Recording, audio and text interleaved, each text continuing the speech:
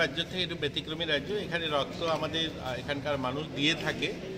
আমি বলবো যে যারা দেন এরা প্রতিনিয়ত দেন, কিন্তু এটা না হয়ে আমাদের রাজ্যে যতগুলো এনজিও বা ক্লাব যারা পরিচালনা করেন সকলে মিলে যদি বছরে একবারও রক্তদান করেন তাহলে রক্ত সংকট আমাদের রাজ্যে হওয়ার কথা নয়। কারণ এত ছোট রাজ্য, 40 লাখ লোক, এখানে খুব বেশি রক্তের প্রয়োজন নেই, যেহেতু জনসংখ্যার নিরিখে খুব একটা দরকার নেই। আমাদের রাজ্যে 1000-1200 ছোট মার্কেট আছে, যারা ব্যবসায়ী সমিতিগুলো রয়েছে, 1000-এর উপরে ক্লাব এনজিও রয়েছে যারা পুজো করেন।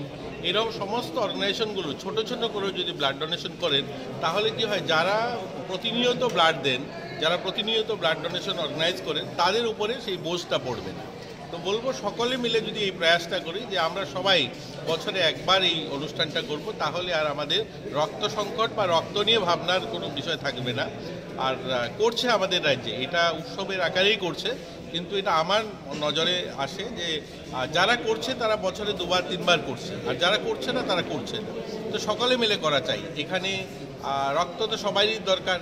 আমাদের মধ্যে এখনও কিছু লোক রয়েছে যারা রক্তদান করেন না, সেটা হয়তো আমার বলা ঠিক হবে না। সংখ্যালঘু এলাকাতে যদি আপনি যান সেখানে দেবেন রক্তদান উৎসবটা খুব কম করা হয়, তো তাদেরও এগিয়ে আসা দরকার। রক্ত তো সবারই চাই, রক্ত না হিন্দু না মুসলমান না জনজাতি না বাঙালি, সবাই রক্ত চাই।